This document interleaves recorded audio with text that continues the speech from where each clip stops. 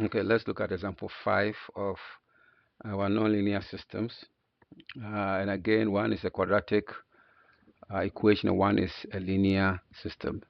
And the question is, which graph could be used to find the solution of the system of equations? So in essence, if you draw the two equations, they're going to meet at some point, and the point that they meet will be the solution set.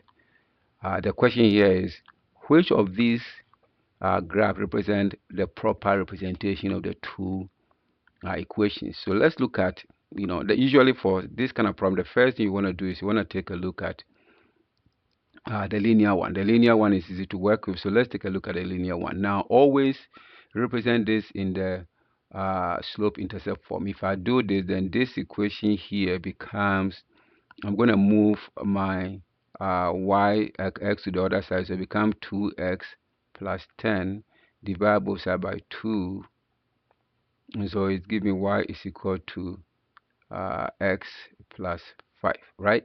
So this is in the form y is equal to ms plus b. So my slope here is positive 1 and my y-intercept is positive 5. That means this equation here, as you can tell, has a negative slope, so this cannot be one of the solutions. This here also have a negative slope, so this cannot be one of the solutions. So just by looking at the linear equation, we eliminate b and d. Now, as you can tell, the only variation between now these slopes and these slopes appears to be the same. They all cut the same point here. They all cut the same point here. So the linear equation seems to be working both for A and C. Now, if you look at the quadratic equation, the only difference here is here where the vertex here is and here where the vertex here is. As you can see, so the vertex is right here and here the vertex is to the left side of this.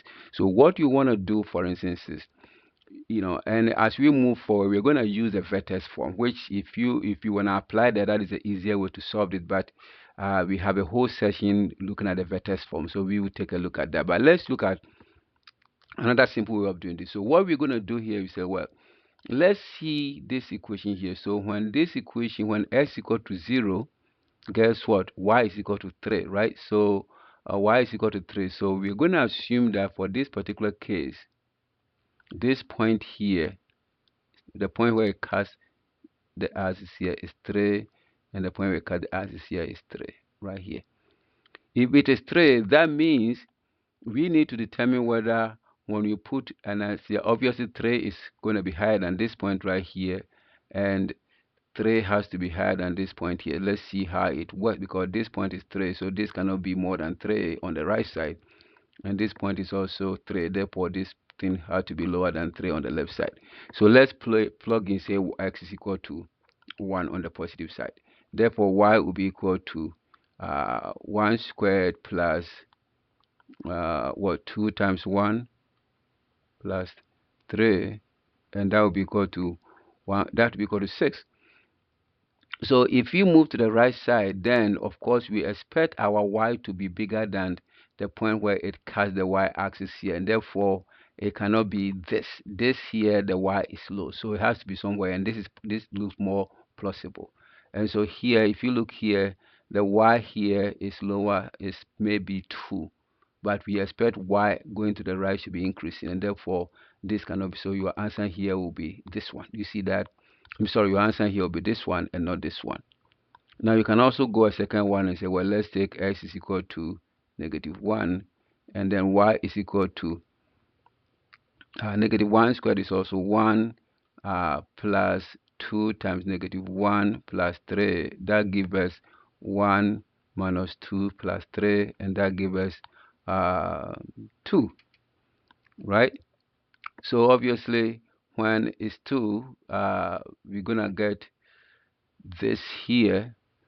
As you can see, then when x is negative, y is going down, which is lower than when x is equal to 0 here. So this obviously satisfies that. Now here, when negative here, y is actually somewhere here.